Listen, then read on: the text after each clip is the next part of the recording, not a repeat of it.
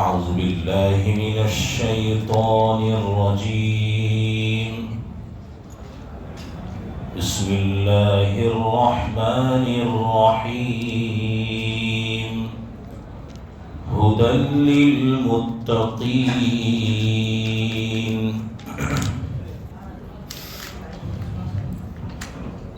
یہ عظیم اور بزرگ تر کتاب جس میں کوئی شک نہیں ہے، یعنی یہ یقین سے بھرپور کتاب ہے، یہ اہل تقویٰ کے لیے ہدایت ہے۔ اب یہاں پر حضرت امام فخر الدین رازی رحمۃ اللہ علیہ انہوں نے ایک منطقی اشکال کیا ہے، جس کو انہوں نے اپنی تفسیر کی کتاب میں ذکر فرمایا۔ اشکال کا انگلش ہے لاجیکل آبجیکشن۔ وہ کیا ہے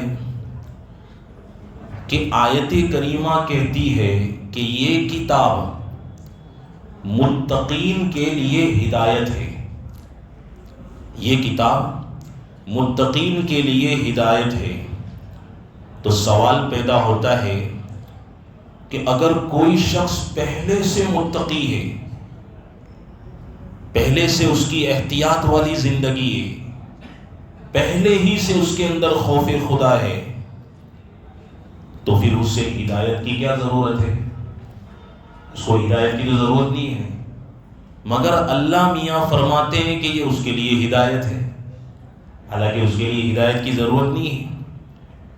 اور اگر وہ پہلے سے متقی نہیں ہے، اہل تقویٰ میں سے نہیں ہے، تو پھر یہ قرآن کریم اس کے لیے ہدایت کی کتاب کیسے ہے؟ بات سمجھ، پہلے سے متقی وہ نہیں ہے تو پھر اس کے لیے یہ قرآن ہدایت کیوں نہیں ہے؟ کیونکہ قرآن میں اللہ تعالیٰ فرماتے ہیں یہ متقین کے لیے ہدایت ہے، تو پہلے سے ہی متقی نہیں ہے تو پھر اس کے لیے ہدایت کیوں نہیں ہے؟ اس کے لیے تو ہونی چاہیے۔ تو مطلب یہ ہے کہ منطقی صورت یوں بنتی ہے کہ متقی کو ہدایت کی ضرورت نہیں ہے اور غیر متقی کو ہدایت مل نہیں رہی ہے، تو پھر قرآن کی ہدایت کس کے لیے ہوئی؟ یہ لاجیکل آبجیکشن ہے۔ اس کا جواب دیتے ہیں کہ یہاں متقی سے مراد حق کو چاہنے والے لوگ ہیں، حق کو تلاش کرنے والے، جو گمراہی سے بچنا چاہتے ہیں، تو قرآن ان کو متقی بنا دیتا ہے۔ یہ مراد نہیں ہے کہ وہ کمپلیٹ ہے، انکمپلیٹ ہے، وہ چاہتے ہیں کہ متقی بن جائیں، تو اللہ تبارک و تعالی اس قرآن کے ذریعے ان کو متقی بنا دیتا ہے۔ ایک دوسرا جواب ہے کہ بھائی ہدایت کی دو قسمیں ہیں۔ کتنی قسمیں؟ دو۔ ایک تو ہے رستہ دکھانا، یہ پہلی قسم ہے، اور دوسری قسم ہے ہدایت توفیق کو کہتے ہیں، ہدایت توفیق، یعنی قرآن سب کو رستہ بتلاتا ہے مگر ہدایت کی توفیق اللہ تبارک و تعالی متقین کو دیتے ہیں۔ رستہ سب کو بتاتے ہیں مگر توفیق کس کو ملتی ہے؟ اہل طلب کو، جن کے اندر طلب ہے ان کو توفیق ملتی ہے، اور جن میں طلب نہیں ہے وہ پھر گمراہ ہو جاتے ہیں، ان کو گمراہی ملتی ہے۔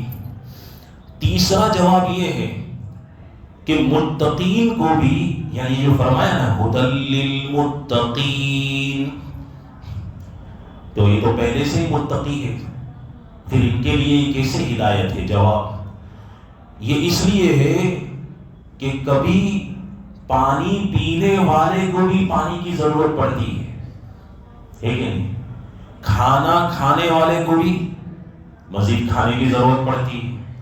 ایسے ہی متقین کو جو ہدایت والے ہیں ان کو اور مزید ہدایت کی ضرورت پڑتی ہے۔ جیسے اللہ تعالیٰ فرماتے ہیں والذین اہتدوا زادہم ہدی وآتاہم تقواہم. وہ لوگ جو ہدایت یافتہ ہے، ہدایت ان کو مزید تقوی میں بڑھاتی ہے. زادہم ہدی، اللہ ان کو ہدایت میں اور بڑھاتا ہے، تو ان کو بھی کیا ہے، تقوی کی مزید ضرورت پڑتی ہے. تو دوستو، خلاصہ کلام یہ نکلا کہ قرآن کی ہدایت سے اصل فائدہ وہی اٹھاتے ہیں جن کے دل میں تقوی یا تقوی کی طلب ہوتی ہے. جن کے دل میں تقوی یا تقوی کی طلب ہوتی ہے. تقوی کی طلب کس میں تھی؟ حضرت جنید بغدادی رحمۃ اللہ علیہ وہ ارشاد فرماتے ہیں کہ ایک آیت کریمہ ہے، وہ ہم متقین کے لیے اللہ کے لشکروں میں سے ایک لشکر ہے. اللہ کے لشکروں میں سے ایک لشکر ہے. وہ کون سی آیت ہے؟ وَكُلًّا نَقُصُّ عَلَيْكَ مِنْ أَنْبَاءِ الرُّسُلِ، اور رسول کے واقعات میں سے ہر ایک کے واقعات ہم بیان کرتے ہیں. مَا نُثَبِّتُ بِهِ فُؤَادَكَ، تاکہ اس کے ذریعے ہم تمہارے دل کو مضبوط کریں. تمہارے دل کو کیا کرے؟ مضبوط کریں. تو یہ جو واقعات ہے، ابھی ایک دو بیان کروں گا میں، تو اس کے ذریعے اس کو سننے سے ہمارا دل مضبوط ہوگا. دل مضبوط ہونے کا مطلب یہ ہے کہ ہمارے دلوں میں نور تقوی پیدا ہوگا. تو مَا نُثَبِّتُ بِهِ فُؤَادَكَ وَجَاءَكَ فِي هَذِهِ الْحَقِّ، اس حق میں آپ کے پاس آیا ہے موعظہ، نصیحت. تو اس حق میں آپ کے لیے موعظت ہے، نصیحت ہے، یہ ساری چیزیں اس کے اندر آئی ہے. اب بات کو سمجھو. واقعہ حضرت مولانا رشید احمد گنگوہی نور اللہ مرقدہ، حضرت کی بالکل زندگی کا آخری وقت تھا. تو آپ جب نماز پڑھتے تھے تو کھڑے ہو کر نماز پڑھتے تھے، بیٹھ کر نہیں پڑھتے تھے. آج تو ہمارے یہاں آدمی 50-55 کے قریب پہنچتا ہے تو وہ بیٹھ جاتا ہے، کرسی پکڑ لیتا ہے. مگر حضرت آخری عمر تک کھڑے ہو کر نماز پڑھتے تھے، بیٹھ کر نہیں. یہاں تک کہ جو خدام ہوتے تھے ان کے کندھوں پر سہارا لگا کر مسجد میں آتے تھے اور وہ سہارے سے کھڑا کر دیتے تھے، پھر وہ کھڑے کھڑے اپنی نماز کو مکمل کرتے تھے. اتنا تقویٰ تھا. حضرت مولانا یحییٰ صاحب کاندھلوی رحمۃ اللہ علیہ، جو حضرت شیخ زکریا رحمۃ اللہ علیہ کے والد گرامی ہیں، انہوں نے حضرت سے فرمایا کہ حضرت اب آپ کے اندر ٹانگوں میں، بدن میں طاقت نہیں ہے کھڑے رہنے کی، پھر یہ جو مسئلے بیان کیے جاتے ہیں بیٹھ کر نماز پڑھنے کے، تو وہ آخر کس کے لیے ہے؟ تو آپ بیٹھ کر نماز پڑھیں تو آپ کے لیے بھی سہولت ہو. تو حضرت نے بہت بہترین جواب دیا. حضرت نے فرمایا کہ قادر بالغیر قادر ہوتا ہے، قادر بالغیر قادر ہوتا ہے، یعنی کسی دوسرے کے سہارے سے طاقت حاصل کرنے والا آدمی طاقتور ہوتا ہے. تو میں تو الحمدللہ خدام ہیں تو ان کے سہارے میں کھڑا ہو جاتا ہوں اور پھر کھڑے ہو کر میں نماز پڑھ سکتا ہوں. تو میں قادر ہوں، میں لولا لنگڑا بے سہارا نہیں ہوں کہ میں پھر بیٹھ کر کے نماز پڑھوں. تو حضرت آخر زندگی تک کھڑے کھڑے نماز پڑھتے رہے. ایک بار ایسا ہوا کہ حضرت حدیث کا درس دیتے تھے تو آپ کی بینائی بصارت ختم ہو گئی، دیکھ نہیں سکتے تھے، آنکھوں میں پانی آ گیا تھا، اس کو نزول آب کہتے ہیں، پانی اتر گیا. تو ایک ڈاکٹر تجویز کیا گیا علاج کے لیے. تو ڈاکٹر نے کہا کہ حضرت آپ جو ہے 3-4 دن، آپ کی نماز میں قضا نہیں ہونے دوں گا، لیکن 3-4 دن آپ کو سنبھالنا یہ ہے کہ فجر کی نماز اول وقت میں، ظہر کی نماز آخر وقت میں، مگر سجدہ آپ تکیے کے اوپر کریں گے، زمین پہ نہیں کریں گے۔ صرف 3-4 دن کا مسئلہ ہے، آپ کی بینائی درست ہو جائے گی۔ حالانکہ نماز قضا نہیں ہونے دینے والا ہے، ڈاکٹر نے یہ کہا۔ تو حضرت فرماتے ہیں مین مسئلہ تو زمین پہ سجدہ کرنے کا ہے، اور میں گوارا نہیں کرتا ہوں اس بات کو کہ تکیے کے اوپر میری 3-4 نمازیں بھی تکیے کے اوپر سجدے کی حالت میں گزرے، یہ بھی میں گوارا نہیں کرتا۔ تو اس لیے آپ نے علاج کو کینسل کر دیا۔ کسی نے آ کر کہا کہ آپ کی آنکھوں کی بصارت چلی گئی، تو حدیث کا درس بھی حضرت موقوف ہو گیا، کاش کہ آپ علاج کرا لیں۔ فرمایا یہ بصارت جو ہے یہ اللہ نے لے لی ہے، میں نے ختم نہیں کی ہے، اور اللہ نے اس پر جنت کی بشارت سنائی ہے کہ اگر کسی کی آنکھوں کی بینائی چلی جاتی ہے تو اللہ اس کو جنتی بنا دیتے ہیں۔ آنکھوں کی بینائی چلی جائے گی تو یہ جنت کی بشارت مجھے حاصل ہے، اور درس اللہ کی مرضی تھی تب تک چلتا رہا، اب درس بند ہو گیا ہے، یہ بھی اللہ کی مرضی ہے، اگر وہ چاہے گا تو پھر چالو ہو جائے گا۔ یہ ان لوگوں کا کیا تھا؟ تقویٰ تھا۔ حضرت مولانا حسین احمد مدنی نور اللہ مرقدہ سیوہارا تشریف لے گئے، جمعہ کا دن تھا، اور جمعے کی نماز کے بعد حضرت کا بیان تھا۔ ایک شخص ان کے بیان سے پہلے نظم میں ان کی تعریف گانے لگا، اس کو اپنے کہتے گجراتی میں وکھانا پول باندھی دیتا، تعریف کرنے لگا۔ تو 2-4 جملے اس نے تعریفی بولے تھے کہ حضرت کھڑے ہوئے اور مائک اس کے پاس سے لے لیا اور فرمایا کہ یار کیسا زمانہ آ گیا ہے۔ ایک وہ دور تھا کہ لوگوں کے اندر نیت اور اخلاص تھا، نیتوں میں اخلاص تھا، اور آج یہ ہے کہ شخصیت پرستی ہے، یہ ہمارے حضرت ہے، یہ تمہارے حضرت ہے، شخصیت پرستی۔ ایک دور وہ تھا کہ لوگ کام کرتے تھے، آج کیسا دور ہے کہ لوگ بولا ہی کرتے کچھ نہیں۔ یہ 2 باتیں ارشاد فرمائی، تو دیکھو ان اکابرین کا تقویٰ کیسا تھا۔ تو آج ہمیں ان کے واقعات سے ہمیں عبرت لینی چاہیے۔ تو خیر آج کا جو منطقی اشکال تھا وہ یہی تھا کہ بھائی ہدی للمتقین فرمایا ہے، تو جو پہلے سے جس کو تقویٰ حاصل ہے اس کو ہدایت کی کیا ضرورت ہے کہ اللہ نے ہدی للمتقین فرمایا، اور جس کو پہلے سے تقویٰ حاصل ہی نہیں ہے اس کے لیے ہدایت کیوں نہیں؟ کیونکہ ہدایت تو اللہ نے متقی کو دے رکھی ہے۔ یہ اعتراض تھا، اس کا جواب آ گیا۔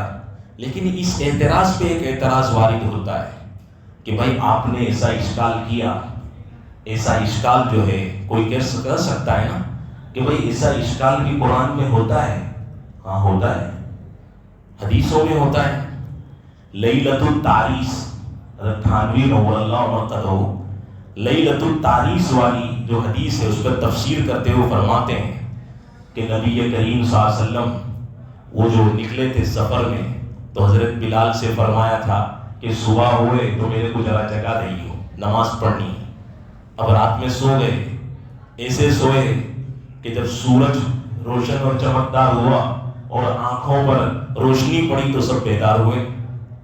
تو اس میٹر کو لے کر ایک شخص نے اشکال کیا، وہ اشکال یہ ہے کہ رسول اکرم صلی اللہ علیہ وسلم کی نیند ایسی تھی کہ اس سے وضو نہیں ٹوٹتا تھا۔ ہم سو جاوے تو وضو ٹوٹ جاتا ہے، لیکن آپ صلی اللہ علیہ وسلم کی نیند ایسی تھی کہ اس سے وضو نہیں ٹوٹتا تھا۔ تو اب سوال یہ ہوتا ہے، وہ شخص اعتراض کرنے والا کہتا ہے کہ جب اللہ کے نبی کی نیند سے وضو نہیں ٹوٹتا تو اللہ کے نبی صلی اللہ علیہ وسلم ہم جیسا سوتے نہیں تھے؟ جب ہم جیسا سوتے نہیں تھے تو آپ کو پتا کیوں نہیں چلا کہ فجر کی نماز کا وقت ہو گیا ہے؟ یہ اعتراض ہے۔ اس کا جواب یہ ہے کہ بھلے آپ کی نیند غفلت والی نہیں تھی۔ اچھا، اس پہ ایک چٹکلا یاد آیا۔ ایک بار ہم لوگ 3-4 ساتھی ہم دیوبند سے سورت آ رہے تھے، تو مدرسے سے چاروں کے پاس بیگ تھے، تو ہم نے ایک کو امیر بنایا کہ بھائی آپ امیر رہیں گے، باقی رات کا وقت تھا، ایک سکھڑا ہماری سامنے کی سیٹ پہ بیٹھا ہوا تھا۔ اب رات کے وقت ہم سب سو گئے، اس نے کہا کہ میں امیر ہوں، میں سب کا دھیان رکھوں گا، میرا بھی بیگ رکھا ہے۔ ایک ساتھی ہمارے رامپورے کے تھے، وہ یہاں گجرات یونیورسٹی میں بڑے ماسٹر ہے وہ، تو ان کو دلی میں کئی بڑی آفس کے اندر کام تھا، بڑے کاغذات تھے ان کے، اس میں گورنمنٹ کے کاغذات سارے، وہ میرے بازو میں تھے، ہم سب ترتیب سے سو گئے اس پہ بھروسہ کر کے کہ یہ دیکھے گا، سمجھ میں آیا؟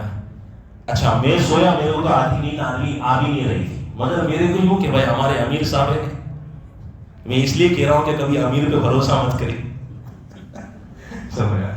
تو میں بھی سو گیا اور ایسے ہی رات کٹتی رہی۔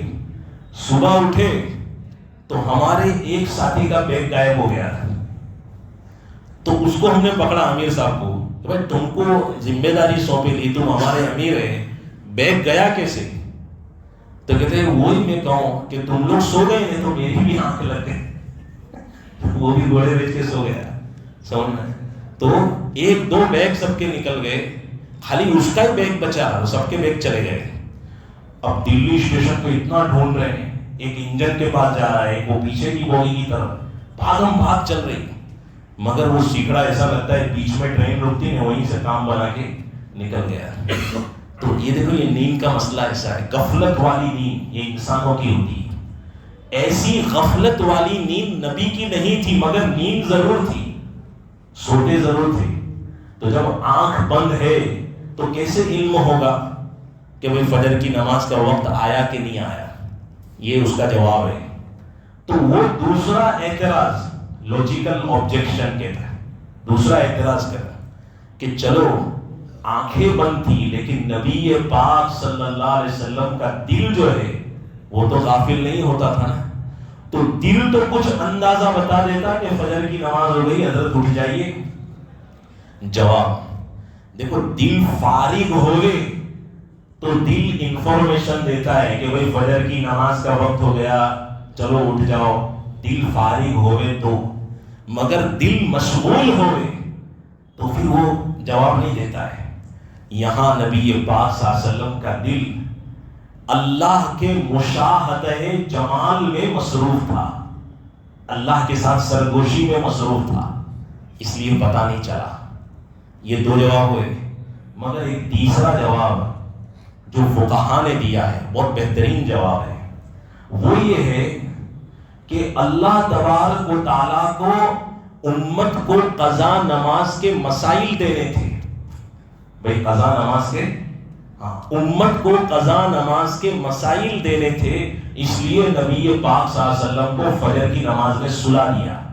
اگر جگا دیتے تو قضا نماز کے مسائل ہم تک کیسے پہنچتے؟ اور ابھی تو پہنچ رہے تو آبجیکشن ہے، یہ مسئلہ کیوں بیان کیا، وہ مسئلہ کیوں بیان کیا، شکر نہیں ہے۔ تو یہ تو اللہ کے نبی صلی اللہ علیہ وسلم کو اللہ نے سلا دیا تاکہ مسائل ان کو پہنچ جائے۔ بہرحال یہ 3 جوابات تھے اس اشکال کے، اللہ تعالی ہمیں عمل کی توفیق عطا فرمائے۔ دعا فرمائے۔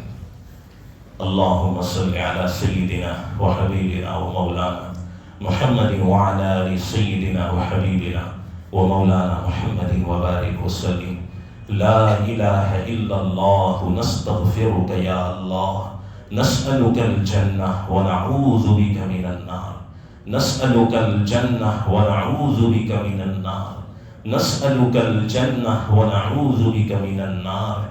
اللہم طہر قلوبنا من النفاق والشقاق وسوء الاخلاق۔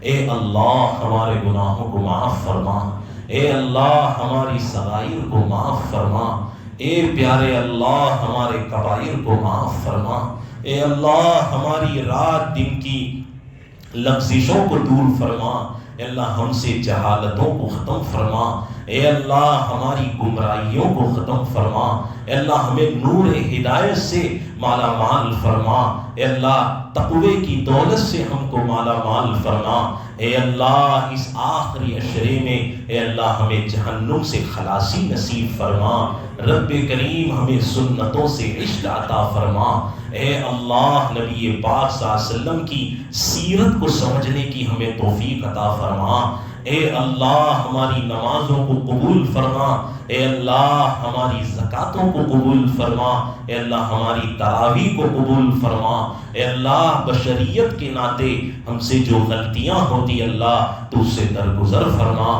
رب کریم یا ارحم الراحمین ہمیں عافیت عطا فرما، برکت عطا فرما، رحمت عطا فرما، اے اللہ جو لوگ ہم سے محبت رکھتے ہیں، دلی تعلق رکھتے ہیں، اے اللہ جو یہاں بیٹھتے ہیں، اے اللہ سب کی حلال حاجات کو تو پورا فرما، اے اللہ سب کی روزیوں میں برکتیں پیدا فرما، اے اللہ سب کو صحت، تندرستی اور عافیت عطا فرما، اللہ ان کے گھروں میں سکون نصیب فرما، اے اللہ رزق کا ڈھیر لگا دے، رب کریم بے برکتی اور نحوست کو ختم فرما دے، اللہ جن کی دکانیں چلتی نہیں ہیں، اے اللہ محنتیں کرتے ہیں گراہک نہیں آتے ہیں، اے اللہ ان کی دکانوں کو تو چلا دے، اے اللہ ان کو روزی تو چھپر پھاڑ کے عطا فرما، اے اللہ ان کے مال کو بکا دے، رب کریم انہیں خیر و برکت عطا فرما، اے اللہ ہماری اس دعا کو نبی پاک صلی اللہ علیہ وسلم کے صدقے طفیل میں قبول فرما،